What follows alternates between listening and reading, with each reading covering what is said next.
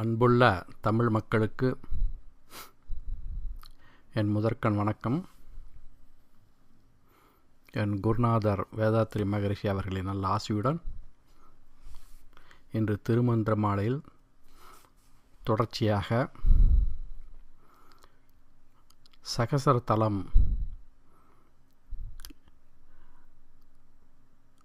அதை பற்றி அந்த குண்டலினி பயிற்சி பண்ணுபவர்கள் சகசர தலத்தை அடைந்துவிட்டால், அந்த சக்தியானது சகசர தலத்தை அடைந்துவிட்டால் என்னென்ன நன்மைகளும் பலன்களும் உண்டாகும் என்பது பற்றி பார்க்கலாம். இந்த சகசர தலத்தை பற்றி நிறைய பாடல்கள், நூற்றுக்கணக்கான பாடல்கள் இந்த திருமந்திரத்தில் இருக்குது. 3வது தந்திரத்துலேயும் 9வது தந்திரத்துலையும் இருக்குது. ஆகையினால் தொடர்ச்சியாக இன்னைக்கு பேசக்கூடிய பேச்சு முதல் இன்னும் 2-3 பேச்சு வரலும் இதை பற்றி கொஞ்சம் பார்க்கலாம். ஏன்னா ஒரே பேச்சில் நிறையா பேசணும்னா நிறையா நேரம் ஆகும். அது கேட்பவர்களுக்கு கொஞ்சம் சில பேர் விரும்ப மாட்டாங்க. அதனால் நான் ஒவ்வொரு பேச்சும் 30 நிமிடம் 40 நிமிடத்தில் முடிச்சிடுவேன். அதனால் ஒரே பேச்சிலெல்லாம் பேச வேணாம். இன்றைக்கு இந்த 3ஆம் தந்திரத்தில் ஒரு பாடல்,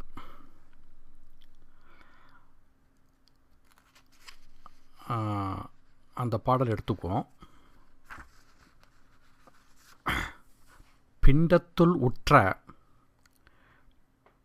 பிழைக்கடை வாசலை அண்டத்தில் உற்று அடுத்தடுத்து ஏகிடில் வண்டு இச்சிக்கும் மலர்குழல் மாதரார்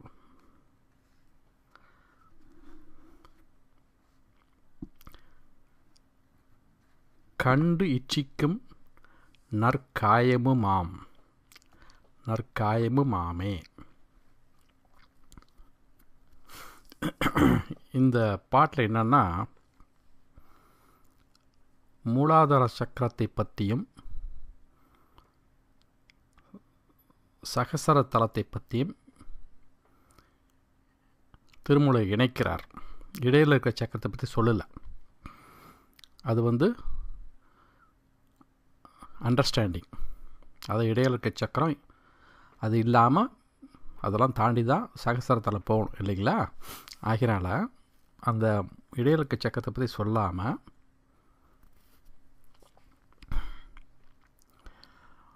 முதல் சக்கரத்தையும் கடைசியில் இருக்கிற தல உச்சந்தில் இருக்க சகசர தலம், அது ஒரு சக்கரம் கிடையாது. அதனால தான் சகசர தலம் என்று சொல்லுகிறேன். சகசராரா என்று சொல்வார்கள் சமஸ்கிருதத்தில். அந்த தலம் 1000 இதழ்கள் கொண்ட தாமரை மலர்களை கவிழ்த்து வைத்தால் எப்படி இருக்குமோ அந்த மாதிரி இருக்கும். இந்த படத்தை பார்த்தீங்கன்னா உங்களுக்கு தெரியும். இது ஏற்கனவே இதை பற்றி இன்னொரு பேச்சில் இந்த படத்தை நான் போட்டிருக்கேன். இன்றைக்கு இந்த ஒரு பாடலையும் இதற்கு சமமாக சௌந்தரலகரில் இருக்கிற பாடலையும் எடுத்து நம்ம இன்றைக்கி பார்க்கலாம். பிண்டத்தில் உற்ற பிழக்கடை வாசலை. நம்ம உடம்புல 9 ஓட்டைகள் இருக்குது, 9 வாசல்.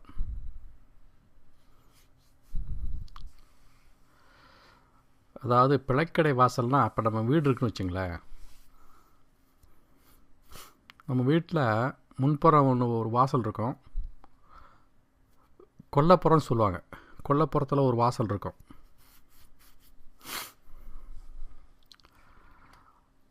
அந்த வாசல் வழியாக, அதாவது அந்த கொல்லைப்புறத்தில் வாசலை தான் இங்கே பிழைக்கடை வாசல் அப்படிங்கிறார். நம்ம உடம்புல பிழைக்கடை வாசல்னால், நம்ம கழிவுப் பொருள்கள் எந்த வாசல் வழியாக நடக்குதோ அதற்கு பக்கத்தில் இருக்கிற சக்கரம் அதுதான் மூலாதாரம். அதுதான் இப்படி சொல்கிறார், பிண்டத்தில் உற்ற பிழைக்கடை வாசலை. ஓகே, அதாவது அந்த இடத்துல வந்து என்ன வாய்வு இருக்குது? அபானன் என்ற வாய்வு இருக்குது. இந்த இதில் வந்து அபானன் வாயை பற்றி சொல்ல வேண்டியிருக்குது.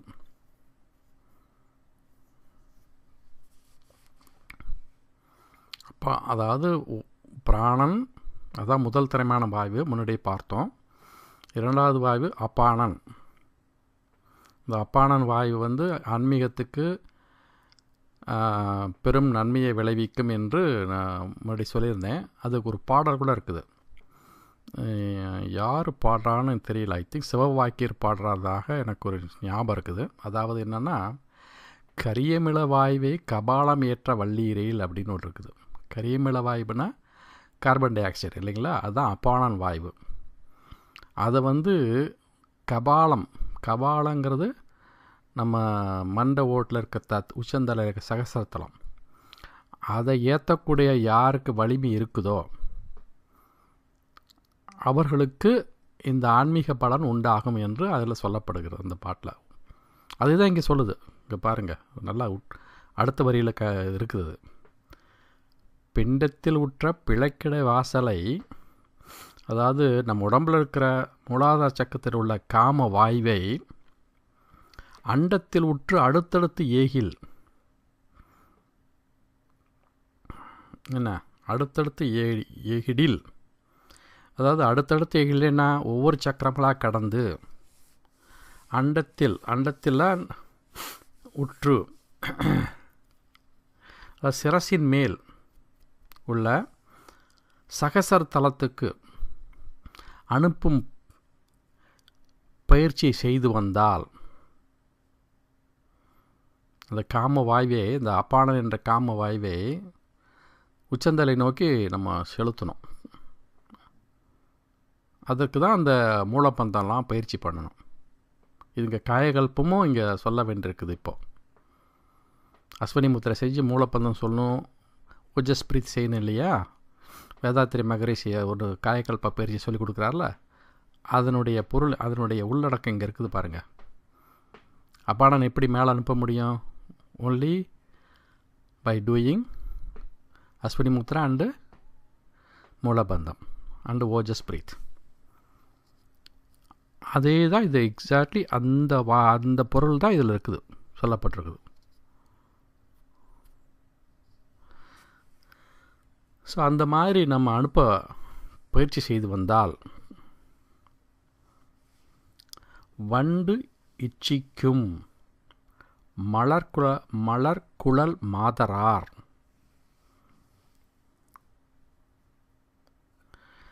அப்படின்னா என்ன அர்த்தம்னா, பெண்கள் வந்து தலையில் பூ அணிந்திருப்பார்கள் இல்லையா,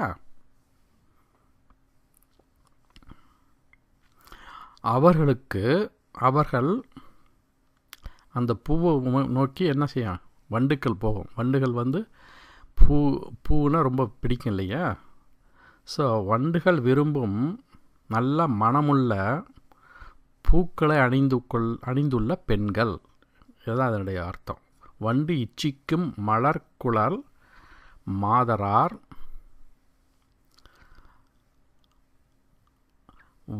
கண்டு இச்சிக்கும் நற்காயமுமாமே. அப்படின்னு என்ன அர்த்தம்னா, அந்த பெண்கள்லாம் இந்த பயிற்சி செய்யக்கூடிய ஆண்களை பார்த்து,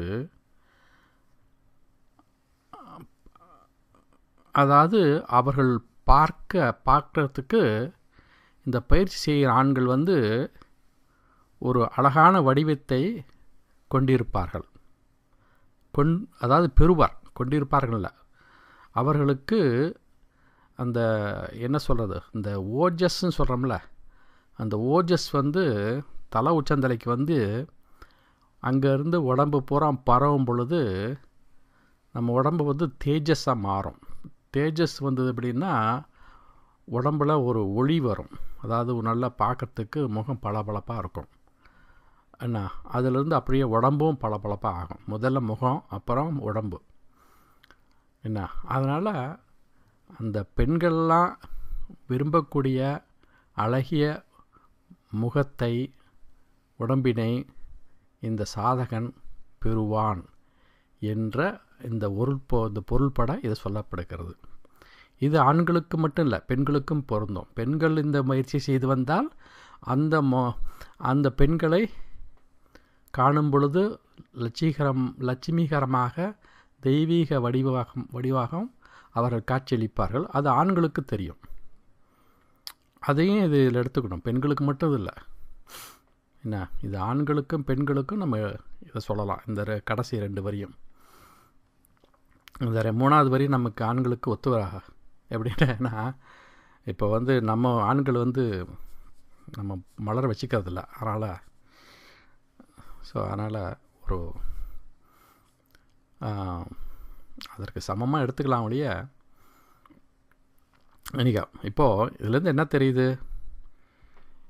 அஸ்வினி முத்திரை செய்து அல்லது இந்த மாதிரி மூலபந்தம் செய்து இந்த அபான வாய்வு என்ற வாய்வை, காம வாய்வை மூலாதாரத்திலிருந்து படிப்படியாக மேல் நோக்கி சகசரத்தலம் செலுத்த வல்லவர்களுக்கு அவருடைய முகம், உடல் ஒளி பெறும், நல்ல அழகிய வடிவத்தை பெறுவார்கள். அவர்களை எப்படி இருக்கும்? இந்த பெண்கள் விரும்பும்படியான அழகிய வடிவத்தை பெறுவார்கள் என்ற உள்ளர்த்தத்தை இது அடக்கியிருக்குது. ஆச்சுங்களா? இப்போது இதற்கு இணையாக இந்த மூலாதாரத்தையும் சகசரத்தலத்தையும் இணைக்கக்கூடிய சௌந்தர லஹரியில் இருக்கிற பாடல். அந்த ஸ்லோகம் 9வது ஸ்லோகம். நான் முன்னாடி சொல்லியிருக்கேன்னு நினைக்கிறேன், ஆனால் நான் அதை பதிவு பண்ணலை. இந்த பாக்ஸில் அது நான் அதை போடலை. இந்த பாடல் ரொம்ப நல்லாயிருக்கும். அதாவது எல்லா அந்த இதில் 6 சக்கரமும் அப்புறம் 7வது சக்கரம் சொல்லக்கூடிய அந்த சகசரமும் இதில் வரும். மஹிமூலாதாரே கமபி மணிபூரே ஹுதவகம். மஹிமூலாதாரே கமபி மணிபூரே ஹுதவகம் ஸ்திதம் ஸ்வாதிஷ்டானே ஹிருத மருதம் ஆகாசமுபரி மனோபி புருமத்தியே சகலமபி பித்வா குலபதம் சகசிராரே பத்மே சகரகசி பத்யா விகரசே. இப்போ இதை பற்றி கொஞ்சம் ஒவ்வொரு அடியாக பார்ப்போம். இப்போது மஹிமூலாதாரே அப்படின்னு என்னன்னா, இந்த பூமி தத்துவம், பிருத்திவி தத்துவம், அது எங்கே இருக்குது? பிருத்திவி தத்துவம் எங்கே இருக்குன்னா, மஹிம்னா மகிமை பொருதிய பிருத்திவி தத்துவம், அது எங்கே? மூலாதாரத்தில் இருக்குது இல்லைங்களா? ஸோ அதனால் இந்த மூலாதாரத்தில் பிருத்திவி தத்துவத்தையும் மணிப்பூரே அப்படின்னா மணிப்புரகத்தில் கமபி, அதான் கமபி மணிப்புரேன்னு இருக்குது. இந்த இடத்துல நம்ம திருப்பி போட்டுக்கணும். மணிப்பூரே கமபி, மணிப்புரகத்தில் உள்ள நீர் தத்துவத்தையும், என்ன, சுவாதிஷ்டானே, சுவாதிஷ்டானத்தில் இங்கே இருக்கும் என்ன, ஹுதபகம். மணிப்புரே ஹுதபகம்ங்கிறத ஹுதபகம் சுவாதிஷ்டா ஸ்திதமான அந்த மாதிரி இருக்கக்கூடிய எங்கே இருக்குது? சுவாதிஷ்டான சக்கரத்தில். அதை சுவாதிஷ்டானே ஹுதபகம் அப்படின்னு திருப்பி படிக்கணும். அந்த சுவாதிஷ்டான சக்கரத்தில் இருக்கக்கூடிய அக்னி தத்துவத்தையும் ஹிருதி அப்படின்னா இருதயம், அப்புறம் மருதம்னா வாயு தத்துவம், மருதம்னா காற்று, மருதம், காற்றுக்கு இன்னொரு பேர் மருதம். அது வடமொழி சொல்லு. காற்று மருதம்னு சொல்லுவாங்க. அதனால் அந்த இதயத்தில் காற்று தத்துவம் இருக்கனால, வாயு தத்துவம் இருக்கனால, அந்த அநாகத தத்துவம், அதான் அநாகத சக்கரத்தில் என்ன உள்ள வாயு தத்துவத்தையும், அப்புறம் உபரி அப்படின்னா அதற்கு மேல், அதாவது ஹிருதமர்த ஆகாசம் உபரி. ஆகாசங்கிறது ஆகாச தத்துவம். அது எங்கே இருக்குது? விசித்தி தத்துவம், விசித்தி சக்கரத்தில் இருக்குது. தொண்டை சக்கரத்தில் அங்கே இருக்குது. அதனால் ஆகாச தத்துவத்தையும், மனோபி புருமத்தியே, இந்த இடத்துல வந்து புருமத்தியே மனோபின்னு போட்டுங்க. அதாவது புருவ நடைவில் இருக்கும் ஆன்யா சக்கரத்தில் மனோபி அப்படின்னா மன தத்துவத்தையும், அப்புறம் சகலம் அபி பித்வா குலபதம், அதற்கு இவ்வாறாக, குலப்பதம்னா ராஜவீதி, ராஜவீதிங்கிறது சுழுமனை மார்க்கம். பித்வா என்னென்னா ஊடுருவி சென்று, பித்வாங்கிறது ஊடுருவி சென்று.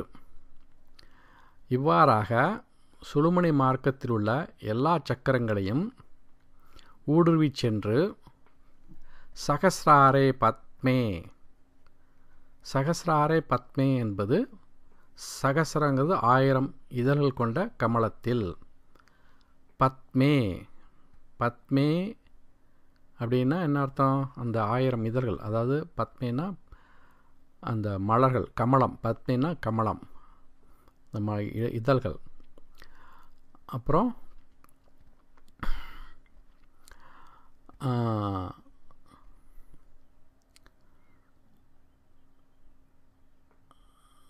உனது அங்கே வந்து உனது பதியாகிய பத்யா விகரசே, பத்மே சகரகசி பத்யா விகரசே அப்படின்னு என்ன அர்த்தம்னா, அதாவது சக ரகசி, ரகசினா ரகசியமாக,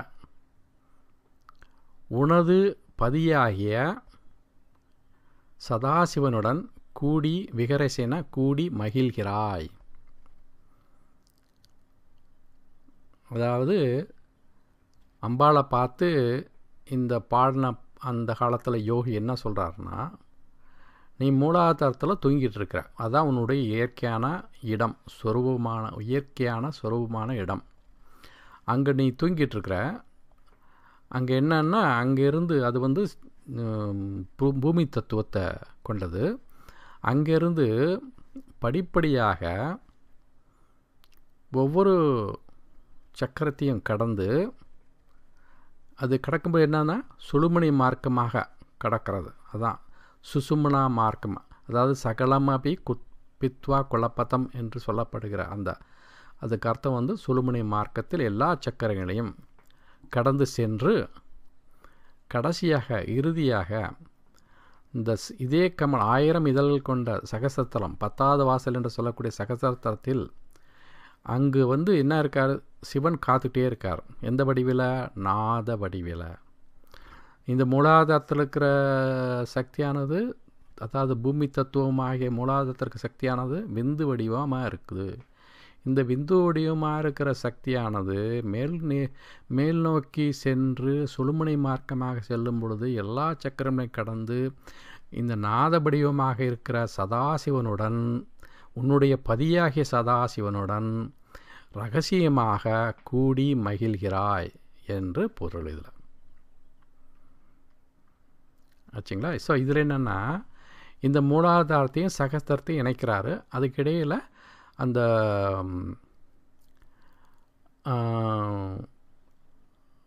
மற்ற சக்கரங்களையும் வெளிப்படையாக சொல்கிறாரு. அந்த பாட்டில் ஏகிடில் அப்படின்னு அந்த படிப்படியாக மேலே போகிறது, அந்த தமிழ் பாட்டில் பிண்டத்துள் இருக்குது சொல்லல என்ன, அதில் வந்து ஏகிடில்னு வருது இல்லையா, அது வந்து சுழுமுனை மார்க்கமாக மேலே செல்வது தான், எல்லா சக்கரங்களும் வழியாக கடந்து மேலே செல்வது தான் அங்கே வந்து சொல்லப்படுது. அது வந்து வெளிப்படையாக சொல்லாமல் மறைமுகமாக சொல்லப்படுது அந்த பாட்டில். ஸோ இந்த 2 பாடலும் இந்த சகசரத்தலை பற்றி பேசுது. என்ன, சகசரத்தலத்து தான் போய் அடைவது தான் அல்டிமேட் எய்ம். கடைசியாக அங்கே போகணும். என்ன, அதற்கு வந்து முன்னெச்சரிக்கையாக அதுக்கு அந்த பயிற்சி பண்ணுறவங்க அந்த இடத்த அடையிறதுக்கு அந்த உணர்வுகள் சொல்கிறோம்ல, அந்த இடத்தை அடைவதற்கு உள்ள உணர்வுகள் எப்படி வரும்னா, நான் பல முறை சொல்கிறேன், திரும்ப திரும்ப சொல்கிறேன், இந்த பயிற்சி பண்ணுறவங்களுக்கு இது கேட்குறது ரொம்ப விருப்பமாக இருக்கும். அது முக்கியமானது. இந்த பயிற்சி பண்ண பொழுது முதுகந்தண்டு வழியாக மேலே போகும்போது இந்த முதுகந்தண்டுக்கு அந்த அதிலிருந்து அந்த உணர்ச்சிகள், அதாவது பாதிக்கு மேலே தான், அதாவது அநாகத சக்கரம், அந்த இருதய சக்கரம் சொல்கிறோம்ல, அதற்கு மேலே அங்கேருந்து ஆரம்பிக்கும் அந்த உணர்வுகள். அந்த உணர்வுகள் அதிலிருந்து ஆரம்பித்து அப்படியே வேகமாக மூலம் வழியாக தலை உச்சந்தலையிலும் போய் அந்த உச்சந்தலையிலேருந்து அந்த அமிர்த பிரவாகம், அந்த ஒரு மாதிரியாக இந்த இந்த பாத்ரூமில் வந்து ஷவர் பண்ண பொழுது அந்த தண்ணி கொட்டும்ல மேலே, அது பூ போல் கொட்டும் இல்லைங்களா? அது எப்படினாலும் நம்ம அட்ஜஸ்ட் பண்ணலாம். என்ன, ரொம்ப வேகமாக கொட்டுற மாதிரி அட்ஜஸ்ட் பண்ணலாம், பூ போல் கொட்டுற மாதிரி அட்ஜஸ்ட் பண்ணலாம்.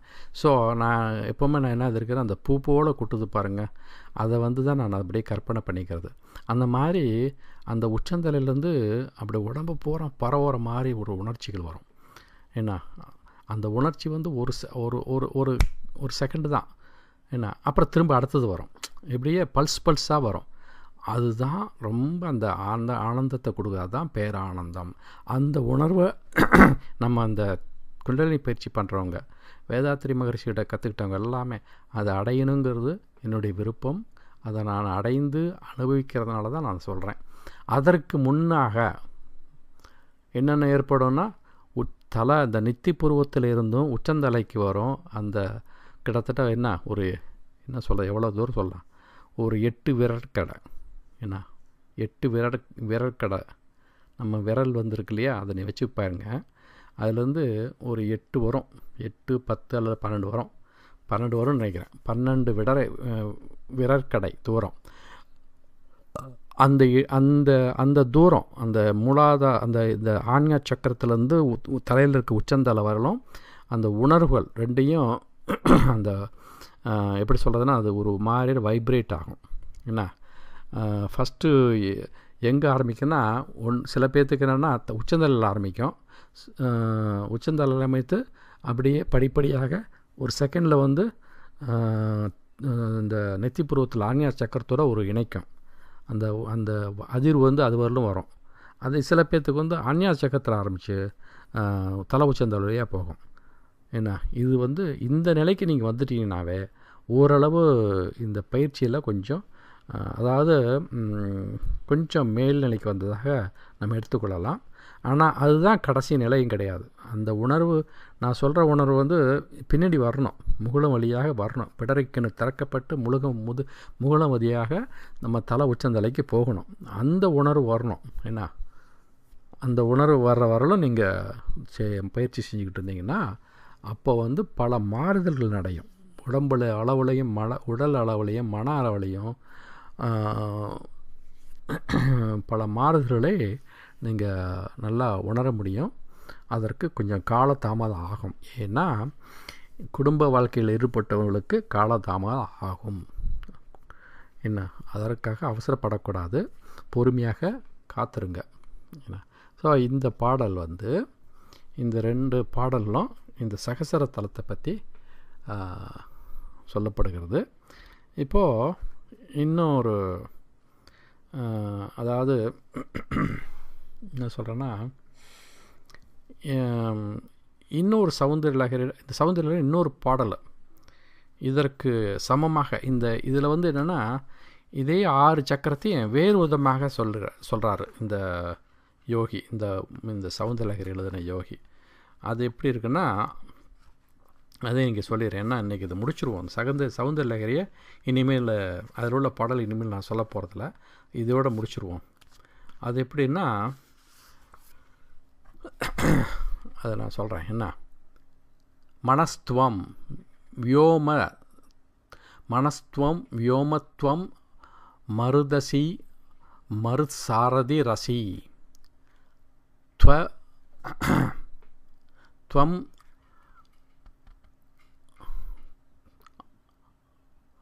துவம் ஆபாஸ் துவம் பூமிஸ்த்வம்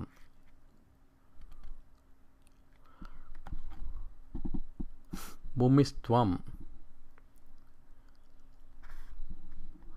பூமிஸ்த்வயி பரிணதாயாம் நஹி பரம் த்வமேவ ஸ்வாத்மானம் பரிணமயதிம் விஸ்வ வபூஷா சிதானந்தகாரம் சிவயுவதி பாவேன பிப்ருஷே அப்படின்ற பாடல். என்ன இப்போ இந்த பாடலுக்கு நான் ஒவ்வொரு அடியாக நான் சொல்ல போகிறதில்ல, அதுக்கு விளக்கு மட்டும் சொல்கிறேன், நல்லா கவனிங்க. இந்த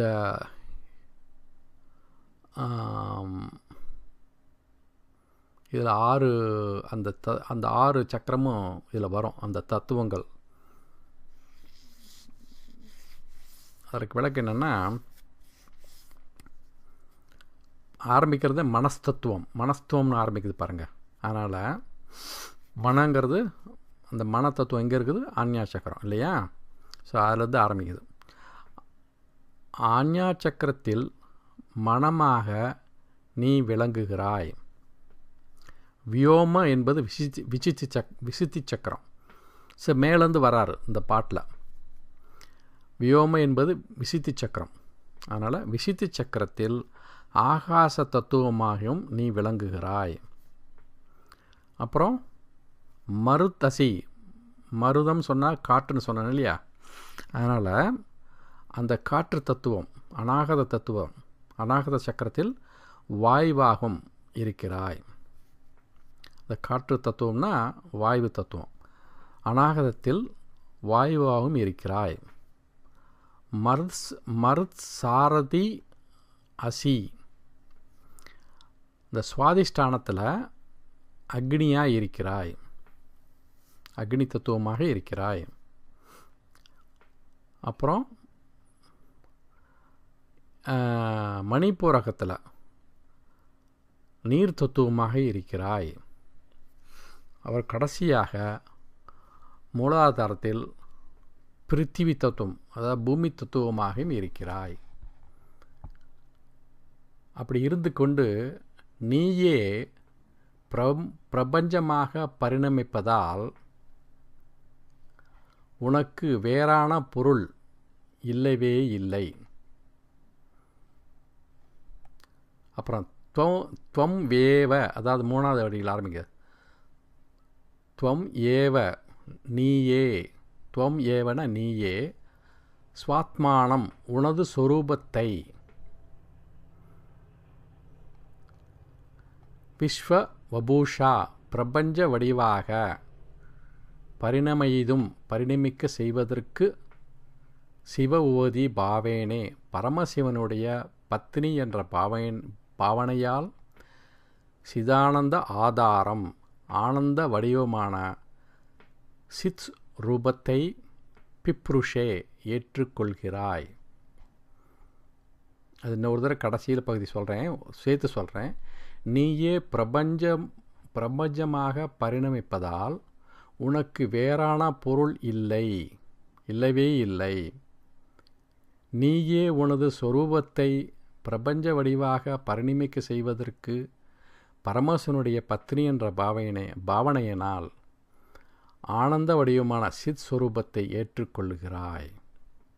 இந்த மாதிரி முடிக்கிறார். இதுலேயே அந்த 9வது பாடலை சொன்ன மகி மூலாதாரே, அதுலேயும் சொல்லப்படுகிற, அதில் என்னென்னா குண்டலினி சக்தியை பற்றி சொல்லுது. இங்கே அந்த குண்டலினி சக்தியை பற்றி சொல்லாமல் மற்ற சக்கரத்தில் நீ இருக்கிற, ஒவ்வொரு சக்கரத்துலையும் இப்படி இருக்கிற, அது அந்த சிவானந்த ஸ்வரூபமாகிய அந்த சித் ஸ்வரூபத்தையும் நீ ஏற்றுக்கொள்கிறாய் என்று சொல்லி முடிக்கிறார். வச்சுக்கலாம். இதுலேயும் இந்த 6 சக்கரத்தை பற்றி, 6 சக்கரம் இதில் வரல, இந்த 5 சக்கரம் தான் வருது, சகசிராரம் வரல இதில். எதுக்குன்னு இது சொன்னேன்னா, இந்த பாடல் இந்த 35வது பாடல் இங்கேருந்து ஆரம்பிக்குது. இது ஆரம்பிச்சுட்டு அவர் என்ன சொல்கிறாருன்னா, இந்த 35 பாடலில் வந்து 6 சக்கரத்தை பற்றி சொல்லிவிட்டு, அப்புறம் வந்து 36 தத்துவ பாடலில் வந்து ஆஞ்ஞா சக்கரத்தை சொல்லி, இப்படி மேலேருந்து படிப்படியாக சொல்லிட்டு போகிறாரு. 41வது பாடல் வந்து மூலாதாரத்தை சொல்கிறாரு. அது ஆக்சுவலி இப்படி இருக்கணும், கீழேருந்து மேலே போகணும். ஆனால் அவரோகண முறையில் போகிறார். ஆரோகணங்கிறது மூலாதாரத்துலேருந்து சகசரத்தில் வருன்னு சொல்கிறது ஆரோகணம். இது எப்படி வரிசைப்படுத்தி பாடியிருக்காருன்னா அவரோகணங்கிற முறையில் பாடியிருக்கார். ஸோ இந்த பாடல்களுக்கு உள்ள இந்த ஸ்தலம்லாம் நான் முன்னாடி சொல்லியிருக்கேன். மூலாதாரத்துக்கு வந்து என்ன, அதாவது பூமி தத்துவத்துக்கு ஸ்தலம் வந்து திருவாரூர், திருவாதிரை நட்சத்திரம் இல்லையா, திருவாரூர். அப்புறம்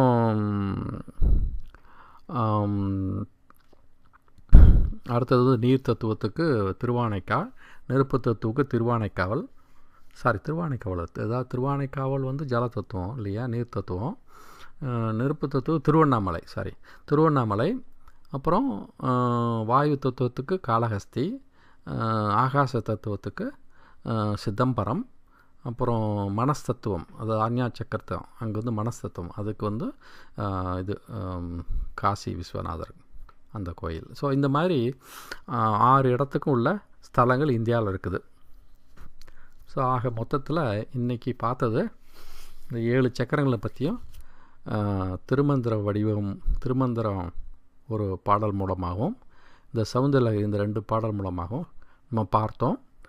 இனி மேற்கொண்டு இந்த சகசரத்தில் என்ன அங்கே அந்த சக்தி போயிடுச்சுன்னா என்னென்ன நன்மைகள் வரும் அப்படிங்கிறத பற்றி இன்னும் அடுத்த சில பேச்சுகளை தொடர்ச்சியாக நம்ம பார்ப்போம். அதனால் இங்கே வந்து இன்றைக்கி சகசரத்தலம் அப்படின்னு சொல்லி நம்பர் 1 அப்படின்னு கொடுத்துட்றேன். அப்புறம் அது 2, 3 இப்படி ஒரு 4-5 பார்த்துட்டு அப்புறம் ஒரு வேறு தலைப்புக்கு போவோம். ஆக இன்னைக்கு என்னுடைய பேச்சை நீங்கள் கேட்க போகிறீங்க. அதற்கு என்னுடைய நன்றியை தெரிவித்துக்கொண்டு இத்துடன் இந்த பேச்சை முடித்துக்கொள்கிறேன். வாழ்க வளமுடன். நன்றி.